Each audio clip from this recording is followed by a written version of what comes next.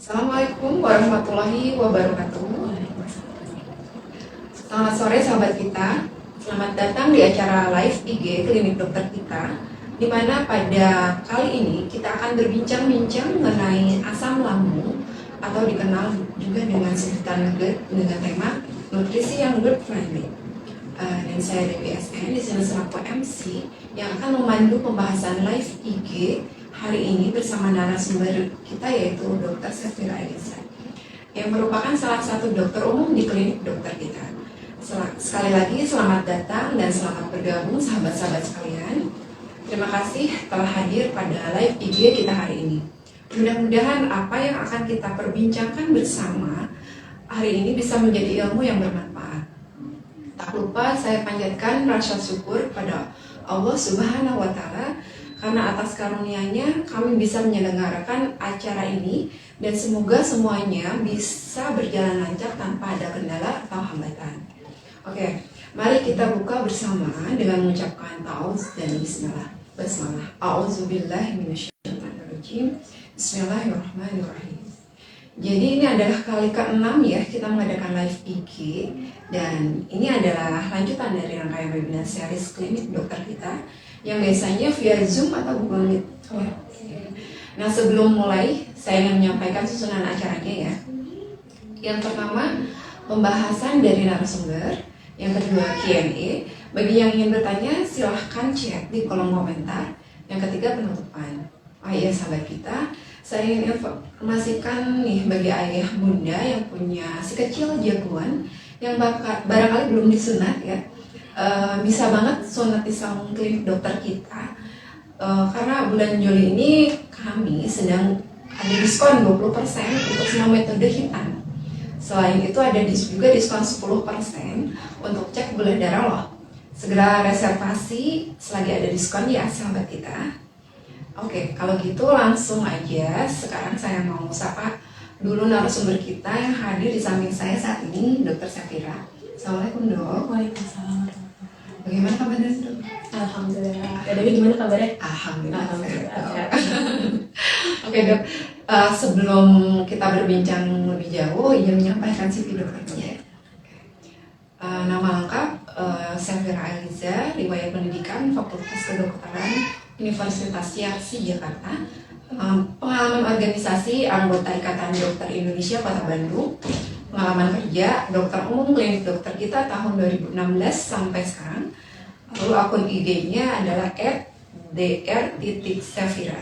Nah, sekarang masuk ke topik pembicaraan kita hari ini yaitu tentang nutrisi yang GERD friendly. Mengidap penyakit GERD pada saat kamu tentunya sangat tidak nyaman ya dan menyebabkan panas di dada. Namun ternyata ada cara untuk mengatasinya yaitu dengan pola hidup yang sehat, mulai dari makanan yang bernutrisi. Namun makanan bernutrisi yang cocok atau GERD friendly kira-kira apa saja ya? Daripada kita penasaran, langsung saja saya persilahkan kepada Dr. Safira untuk menyampaikan pada pembahasan kita hari ini. Mengenai Terima kasih Teh Dewi. Bismillahirrahmanirrahim. Jadi sebelum kita membahas tentang nutrisi yang GERD friendly, ada baiknya kita mengenal dulu apa itu GERD. Jadi GERD sendiri adalah kondisi ketika asam lambung naik ke esofagus atau kerongkongan. Kondisi ini dapat menimbulkan beberapa gejala. Dan menurut Jurnal Penyakit Dalam Indonesia volume 9 itu disebutkan bahwa prevalensi GERD di Indonesia itu mengalami peningkatan dari tahun ke tahun. Jadi menurut studi yang dilakukan oleh Syam dan kawan-kawan di RSCM Jakarta dilaporkan bahwa peningkatan sejak tahun 1997 sampai tahun 2002 itu terjadi peningkatan yang tadinya hanya 5,7%, mengalami peningkatan menjadi 25,18%. Jadi hampir 5 kali lipatnya mengalami peningkatan. Kemudian studi lain menyebutkan bahwa prevalensi GERD lebih tinggi pada wanita dan meningkat seiring dengan kenaikan usia dan peningkatan indeks massa tubuh atau IMT. Dan di sini ada lagi yang menariknya, GERD itu muncul pada 50% perokok aktif, 33,3% peminum kopi, dan 56,2% peminum alkohol. Jadi mengapa informasi ini penting untuk saya bagikan? Karena berkaitan dengan pengobatan utama GERD yaitu dengan perubahan gaya hidup yang konsisten. Dan perlu saya ingatkan juga, jadi GERD ini merupakan penyakit asam lambung yang timbulnya itu berdasarkan akumulasi dari gaya hidup yang sudah bertahun-tahun. Dan akronim GERD sendiri itu terdiri dari 4 kata, G, E, G, E, R, dan D. Jadi G-nya itu adalah gangguan pencernaan seperti nyeri ulu hati, kemudian perut mulas, mual, dan muntah. Kemudian E-nya sendiri adalah esofagus atau kerongkongan yang terasa terbakar gitu, atau sering disebut juga sebagai heartburn. Kemudian ada R itu adalah rasa asam di kerongkongan atau regurgitasi, dan D-nya adalah dada seperti ditekan. Jadi memang GERD sendiri itu penyakitnya sering mirip seperti serangan jantung ataupun penyakit jantung koroner. Nah, setelah kita mengetahui apa itu GERD, saya ingin membagi informasi tentang mengapa bisa terjadi GERD. Jadi di sini ada 2 gambar. Ini adalah lambung yang normal dan ini adalah lambung yang mengalami GERD. Pada lambung yang normal itu jadi antara kerongkongan dengan lambung itu ada otot atau sphincter atau katup yang namanya LES, jadi lower esophageal sphincter. Nah, otot ini normalnya itu tertutup ketika makanan dari esofagus atau kerongkongan sampai ke lambung. Orang yang mengalami GERD, si ototnya itu mengalami kelainan, jadi ketika makanan masuk dia akan tetap terbuka. Hal ini yang menyebabkan asam lambung naik ke tenggorokan, naik ke kerongkongan. Kemudian pencegahan dari GERD itu memang dilakukan dengan merubah perilaku hidup kita sehari-hari.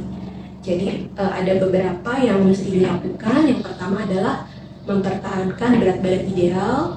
Kemudian ketika setelah makan tidak langsung berbaring, menjauhi makanan yang rasanya pedas dan asam, termasuk buah-buahan yang rasanya asam, dan berhenti merokok, berhenti minum kopi, dan berhenti minum alkohol.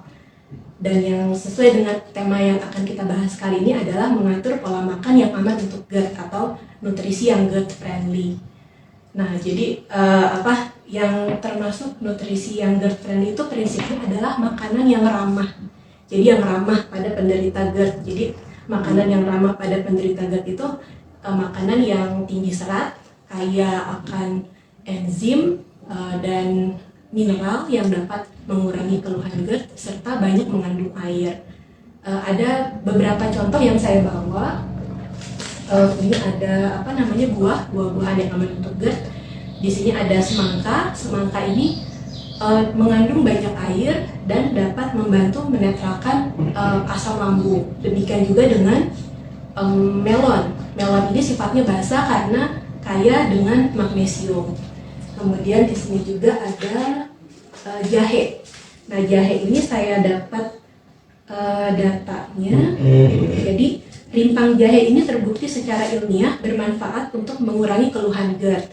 Jadi menurut studi yang berjudul Ginger in Gastrointestinal Disorders yang dipublikasikan oleh Food Science and Nutrition menyebutkan bahwa mengkonsumsi jahe kurang dari 1.500 mg itu efektif meredakan mual akibat asam lambung.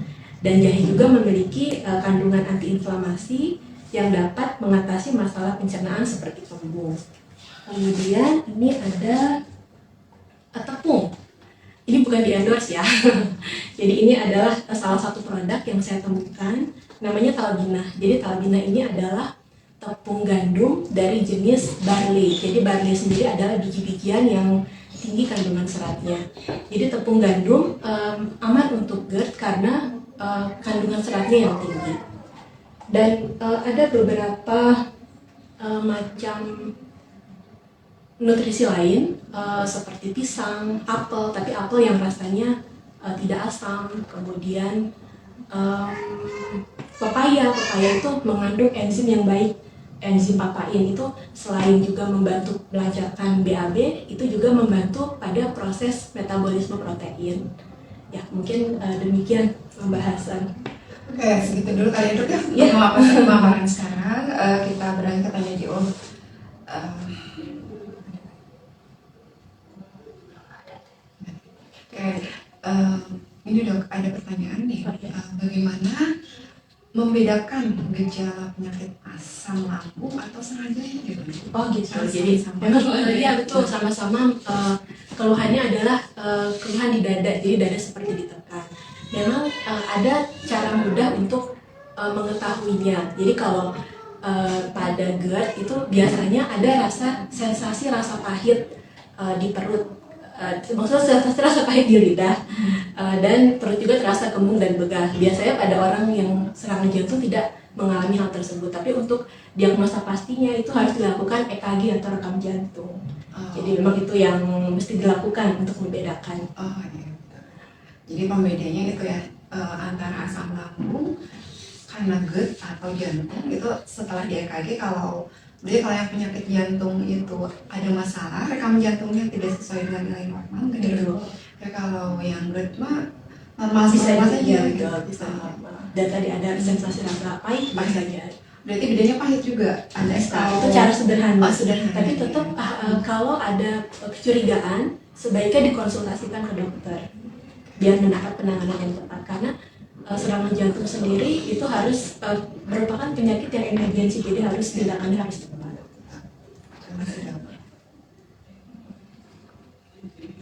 Ini ada pertanyaan dok dari Fadilah Neman. Hai dok, saya divonis GERD 3 minggu. Kenapa ya dok? Kenapa ya dokternya bilang harus minum obat selama 1-2 bulan? Oh iya betul, memang jadi salah satu pengobatan GERD setelah melakukan modifikasi gaya hidup biasanya akan dilakukan pengobatan. Nah pengobatannya ini ada yang namanya tes PPI, jadi tes obat yang biasanya akan direkomendasikan oleh dokter penyakit dalamnya itu sampai beberapa bulan. Ini untuk menyingkirkan kemungkinan apakah betul GERD atau karena penyakit yang lain. Jadi kalau saran saya apabila sudah melakukan terapi dilanjutkan dulu terapinya. Memang butuh kesabaran dan konsistensi untuk perubahan gaya hidupnya gitu. Jadi memang GERD ini selain minum obat-obatan harus juga melakukan perubahan gaya hidup. Cukup kali ya, apa sudah cukup atas nama panggilan?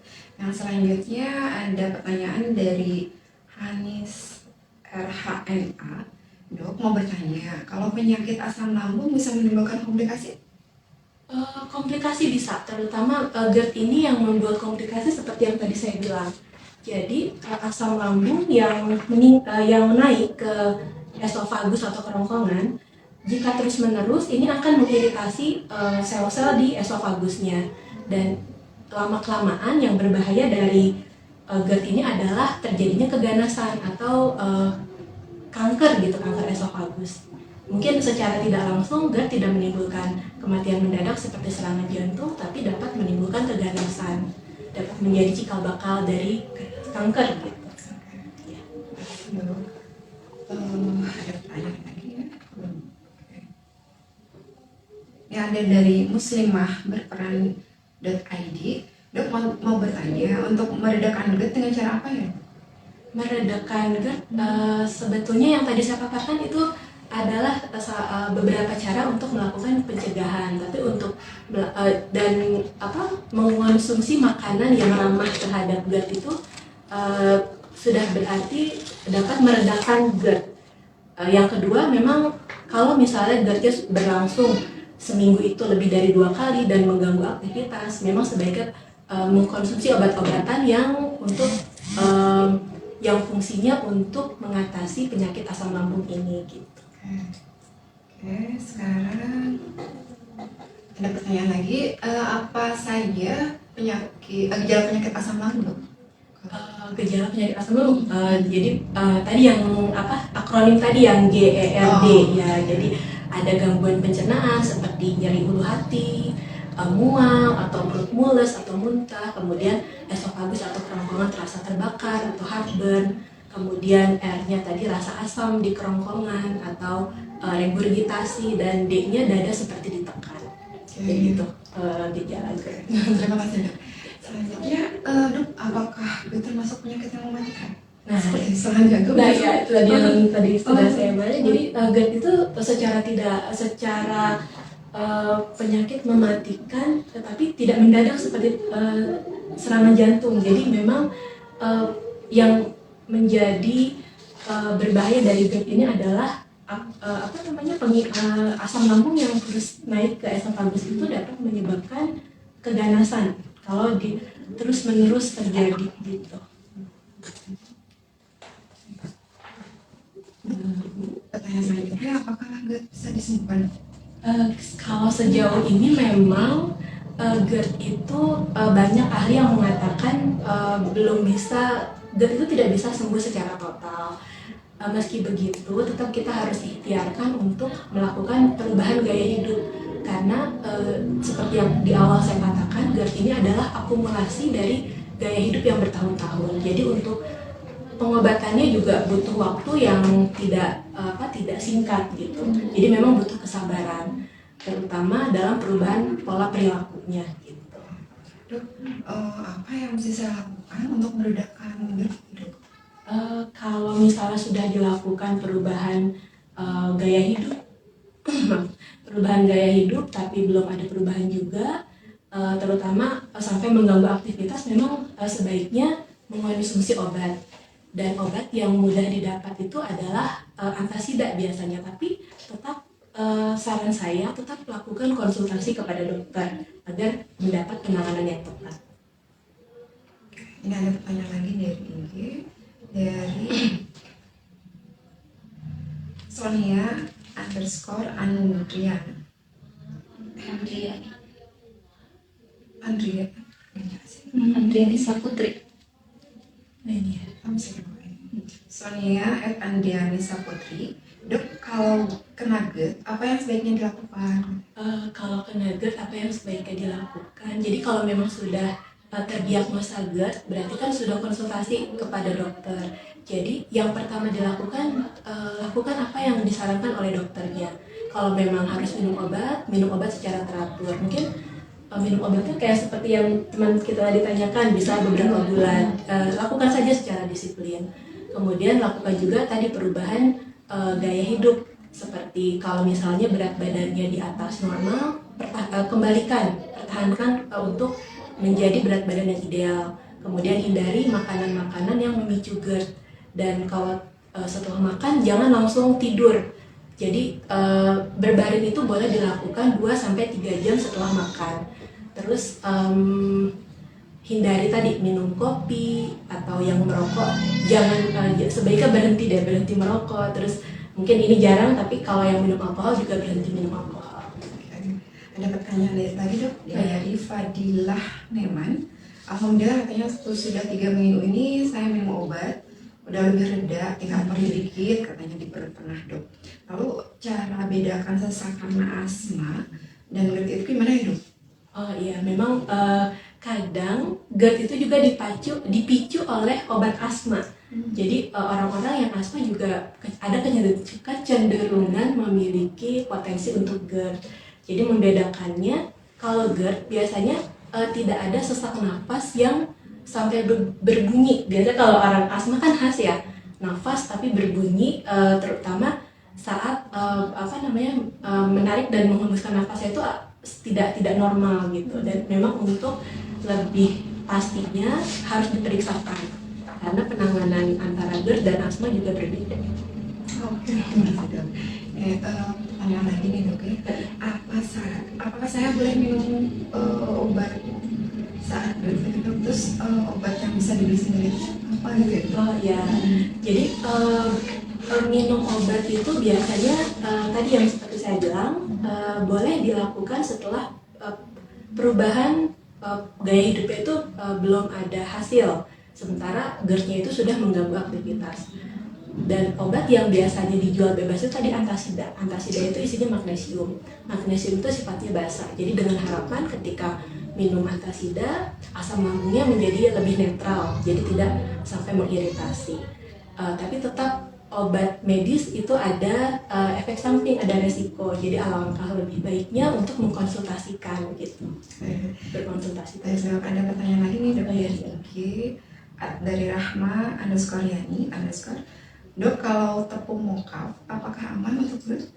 Tepung mokaf itu gluten free ya setahu saya. Jadi isinya kalau tidak salah singkong yang difermentasi.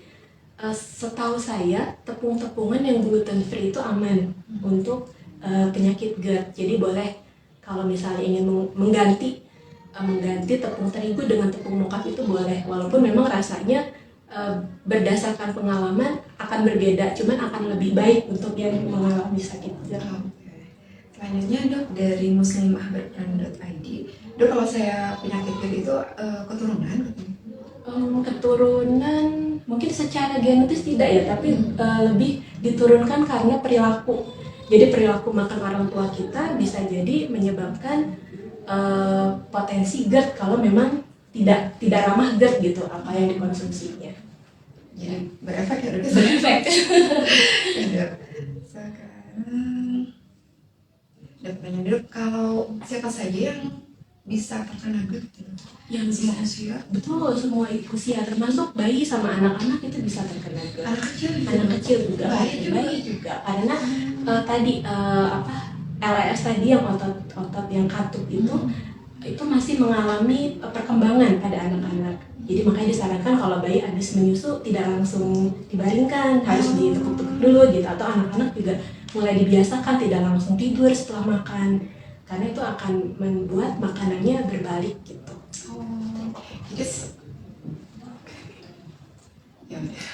Jadi memang semua usia perempuan laki-laki bisa terkena, tetapi memang kalau dari yang lebih berpotensi itu adalah wanita.